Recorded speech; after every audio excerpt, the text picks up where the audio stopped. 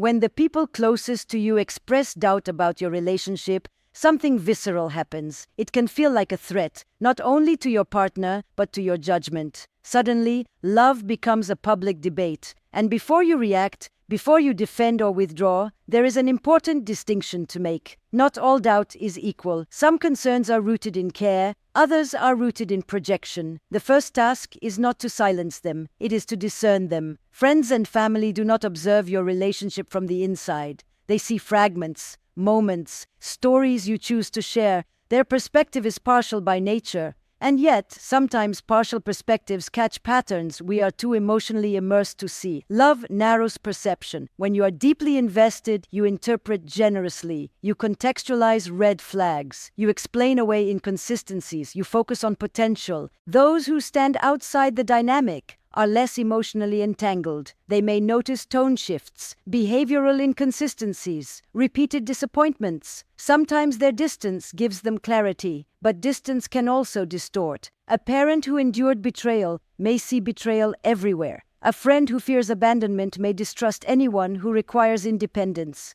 Cultural expectations, generational values, unresolved heartbreak, all of these shape how others interpret your partner. Their doubt may have less to do with your relationship and more to do with their history. So the question becomes, is this concern based on observable patterns or on personal fear? You can often tell by the quality of the feedback. Genuine concern tends to be specific and behavioral. I've noticed they cancel plans with you often. You seem anxious after spending time with them. I've seen you compromise more than usual. Projection tends to be generalized and emotional. I just don't trust them. They're not good enough for you. I have a bad feeling. Specificity invites reflection. Vague disapproval invites defensiveness. And defensiveness is natural. When someone questions your relationship, it can feel like they are questioning your competence, your discernment, your autonomy. Especially in adulthood, partnership is deeply tied to identity. So doubt from loved ones can activate something deeper than disagreement. It can activate shame. Am I missing something obvious? Do they see something I refuse to see? Or are they trying to control my choices? This internal tension is uncomfortable, and often we resolve it quickly by choosing a side. Either we dismiss our loved ones entirely, or we begin doubting our partner reflexively. But the more mature response is slower. It requires emotional differentiation, the ability to hold two truths simultaneously. Your loved ones may care deeply and still be wrong. B. Your loved ones may be uncomfortable and still be insightful. Instead of reacting immediately, consider asking yourself, if this concern came from a neutral observer, would I take it more seriously? Sometimes the messenger clouds the message. If a historically critical parent expresses doubt, you may dismiss them reflexively. If a trusted friend who rarely interferes raises concern, you may feel shaken. The credibility of the source matters. Patterns matter. Have multiple people independently observed similar dynamics? Or is this isolated discomfort? And equally important, what is your internal reaction? Do their words irritate you because they feel unfair, or because they resonate? Sometimes external doubt activates internal doubt that was already present but suppressed. If you find yourself thinking, they don't understand, ask gently, is there any part of what they're saying that I've been avoiding? This does not mean surrendering your judgment. It means strengthening it, because blind loyalty to your partner or to your family is not wisdom. Discernment is. Discernment requires humility. It requires asking difficult questions without immediately collapsing into fear. You might even engage directly. Can you tell me specifically what concerns you? Listen without interruption. Not to agree, but to understand. Often, people feel calmer once they feel heard, and you gather information rather than escalating conflict. At the same time, you are not obligated to internalize every opinion. Your relationship is lived daily by you, not by your audience. If, after reflection, the concern feels unfounded, if it is rooted in values that are not yours, expectations that do not align with your vision, fears that are not reflective of your reality, then you can respectfully set boundaries. I appreciate your care. I've thought about what you said. I'm choosing to continue exploring this. Boundaries are not rejection. They are clarity. The real danger is not that others doubt your relationship. The real danger is that you either ignore all external input or outsource your judgment entirely. Mature love requires internal authority. It means you are open to feedback, but grounded in your lived experience. So when friends and family doubt your relationship, pause before defending or distancing. Examine the source, evaluate the specificity, notice your reaction, because sometimes concern is a mirror, and sometimes it is simply someone else's reflection. The wisdom lies in knowing the difference and trusting yourself enough to see clearly. Once doubt has been introduced from the outside, something subtle begins to happen on the inside. You may think you are simply defending your relationship, but often what's actually being activated is your own uncertainty. External skepticism has a way of amplifying the quiet questions we have not yet dared to articulate. A comment from a friend, "Are you sure this is right for you?" can echo far louder than it should. Not because they are powerful, but because some part of you was already listening for that question. This is the uncomfortable truth. Other people's doubt does not create insecurity, it exposes it. If you were entirely at peace, grounded and clear, criticism would register but not destabilize you. You might consider it thoughtfully, you might disagree, but you would not feel shaken. When you feel shaken, it's worth asking why. Are you defending your relationship because it is aligned, or because you feel compelled to prove something? There is a psychological phenomenon that happens when our choices are challenged. We double down, we defend more fiercely, we reinterpret evidence in our favor. It's a form of cognitive protection. If I admit uncertainty now, I risk looking foolish. I risk losing face. I risk admitting that the people who warned me might be right. And so, instead of evaluating the relationship, we protect our ego. This is where things become dangerous. Because when you begin fighting for the relationship in response to others, rather than because of your own clarity, the relationship becomes a battleground for identity. I'll show them. They don't understand our connection. We're stronger than they think. Notice how quickly the narrative shifts from intimacy to performance. You are no longer just loving someone. You are proving something. And proving something is exhausting.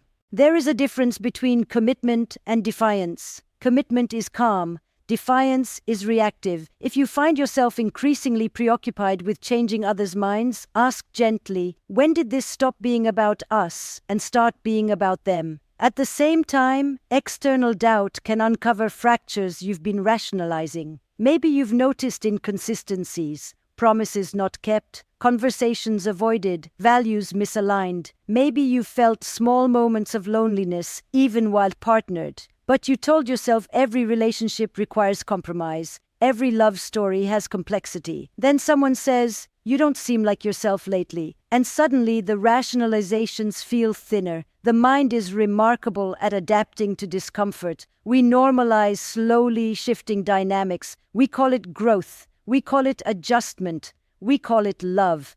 But when someone outside the system notices the shift in you, not in the relationship but in you, that deserves attention. External doubt can function as a spotlight. It illuminates areas we've dimmed to maintain harmony. The question is not whether your friends approve. The deeper question is whether you recognize yourself inside the relationship. Are you more expansive, or more constrained, more confident, or more cautious, more alive, or more anxious? Sometimes we stay because leaving would validate everyone who questioned us. Pride can be a powerful glue. We do not want to admit misjudgment. We do not want to endure the "I told you so." So we stay longer than we should. And this is where duration becomes confused with devotion. Staying is not always strength. Sometimes staying is avoidance. But equally, leaving at the first sign of external pressure can also be avoidance. Avoidance of complexity, of defending a relationship that truly matters to you. So how do you know? You slow down. You separate the noise from your own internal voice. Instead of asking, "Are they right?" ask, "What do I know from lived experience?" Make a quiet inventory, not of grand gestures, but of patterns. How does conflict resolve? How do you feel after disagreements? Is there mutual effort? Is there growth? Is there repair? Then ask yourself another difficult question. If no one else had an opinion, what would I choose? Strip away the audience. Strip away the fear of embarrassment. strip away the desire for validation. What remains? This is the core of relational autonomy, the ability to decide based on alignment rather than approval. Sometimes external doubt strengthens commitment. It clarifies that what you have is real, even if unconventional. Other times, it reveals that you were holding on to potential rather than reality. But in both cases, the work is internal, because the most important conversation is not the one happening at family dinners or group chats. It is the one happening quietly inside you. When outside voices grow loud, do not rush to silence them or obey them. Listen, not for their verdict, but for your reaction. Your defensiveness may reveal fear. Your relief may reveal truth. And if you are brave enough to examine that reaction honestly, you will find your answer there. Other people's doubt is not the final judge of your relationship, but your own unexamined doubt can be. So do not defend blindly, and do not surrender blindly. Pause, reflect, choose from clarity, not from pride, because the relationship you protect should be the one that protects who you are becoming. After you've listened to the concerns, examined your own internal reactions, and set thoughtful boundaries, you arrive at the final and most sobering truth. Neither approval nor disapproval determines the health of your relationship. Reality does. It is tempting to frame love as a debate, to collect arguments, to defend your case, to persuade skeptics. But relationships are not won by rhetoric. They are revealed through patterns. Time is the great clarifier. Anyone can perform well in short bursts. Anyone can charm a room, impress a family, promise growth, and anyone can also be misjudged at first glance. Early impressions, positive or negative, are unreliable. What endures are patterns. Does your partner show up consistently? Do apologies lead to change? Does conflict move you toward deeper understanding? Or does it circle the same unresolved wound? Reality is not built on intensity. It is built on repetition. This is where loyalty becomes complicated. Loyalty is often seen as a virtue in love, and it is when it is anchored in truth. But when loyalty becomes blind, it can distort perception. If everyone around you doubts your relationship and you cling harder simply to prove commitment, that is not loyalty, that is resistance. If everyone praises your relationship and you ignore the quiet misalignment you feel inside, that is not loyalty either, that is conformity. In both cases, you are responding to external forces rather than to lived experience. The question is not who supports us or who doubts us. The question is, what does the daily reality of this relationship reveal? And daily reality is often less dramatic than the opinions surrounding it. It's in the small moments. How you feel when you wake up next to this person, how your nervous system responds during disagreement, whether you feel emotionally safe expressing dissatisfaction, whether your growth is encouraged or subtly contained. Sometimes families doubt a relationship because it does not match their expectations. Different culture, different background, different timing. And over time, the relationship proves itself through steadiness and mutual respect. Other times, families sense instability long before you're ready to see it. They observe volatility, imbalance, patterns of disrespect. And over time, those patterns intensify. In both scenarios, what resolves the tension is not argument, it is evidence. Consistency silences speculation. If your partner treats you with care, integrity, and accountability over time, criticism will gradually lose its force. Not because you defeated it, but because reality contradicted it. But if you find yourself repeatedly explaining away behavior, minimizing pain, defending actions that leave you diminished, reality is also speaking. And this is where courage enters. Because sometimes the most difficult truth to accept is not that others doubted your relationship. It is that they were partially right. And acknowledging that does not make you foolish. It makes you human. We choose partners with the information and emotional maturity we have at the time. Sometimes we grow, sometimes we outgrow, sometimes we learn. There is no shame in evolution. What becomes dangerous is staying committed to a narrative long after reality has shifted. Love conquers all. We've invested too much. No relationship is perfect. All of these statements contain partial truth, but none of them override repeated patterns of harm or misalignment. Love is not measured by endurance alone, it is measured by mutual expansion. Are you becoming more yourself in this relationship? Or less? That is the metric. And here is the quiet paradox. When you focus on lived reality rather than on defending or disproving opinions, you become less reactive to them. You no longer feel compelled to persuade. You simply observe. You watch how your partner navigates difficulty. You watch how you feel in their presence. You watch how the relationship evolves under pressure. You allow time to reveal what arguments cannot. And in doing so, you reclaim authority. Not the authority of pride, not the authority of rebellion, but the authority of grounded experience. Because ultimately, no one else lives inside your relationship. They do not feel its subtleties. They do not witness its private moments of tenderness or tension. But you do. And if you are willing to look honestly, is without defensiveness, without fantasy, without fear of embarrassment, you will know. Not instantly, not dramatically, but steadily. So let others have their opinions. Let them question. Let them worry.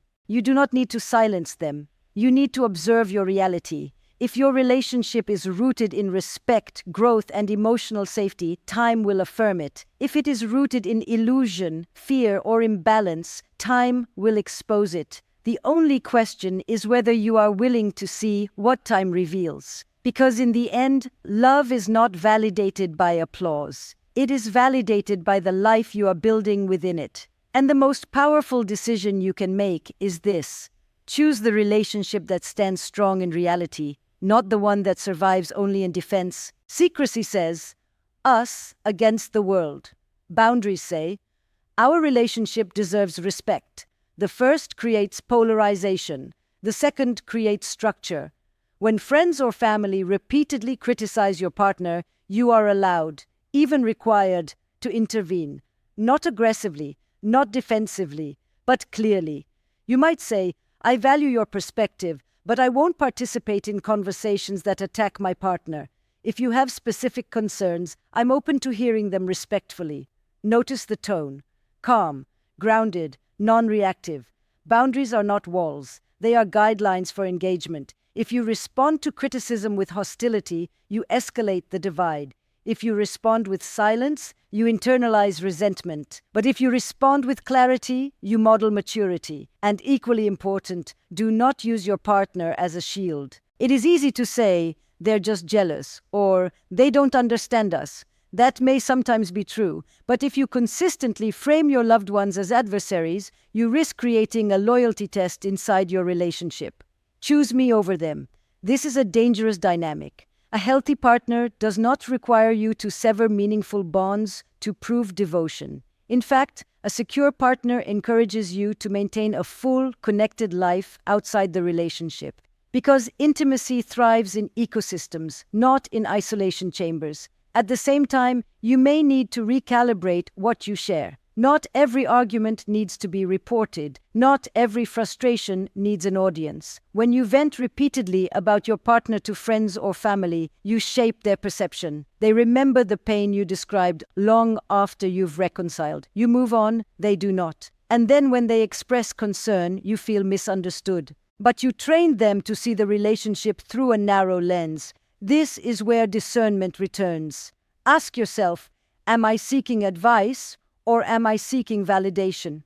If you only share the worst moments, you create a narrative that may not reflect the whole truth. Protecting your relationship sometimes means protecting it from your own impulsive disclosures. Confide in those who can hold complexity, those who understand that love contains both conflict and tenderness. And if there are family members who remain persistently critical despite your clarity, you may need to adjust proximity. Not cut off, not punish, but limit exposure to unnecessary negativity. You might choose shorter visits, or redirect conversations when they drift toward criticism, or simply say, we've discussed this before, and my decision hasn't changed. Consistency is powerful. Over time, people often adjust when they realize their influence is limited. But here is the deeper psychological work. Can you tolerate disapproval? Because protecting your relationship sometimes means accepting that not everyone will understand your choice. Approval is comforting, but autonomy is liberating. If you require universal validation to feel secure in your relationship, you will constantly feel destabilized. Someone will always have an opinion. Someone will always project their fears, values, or experiences onto your love story. Your task is not to eliminate dissent.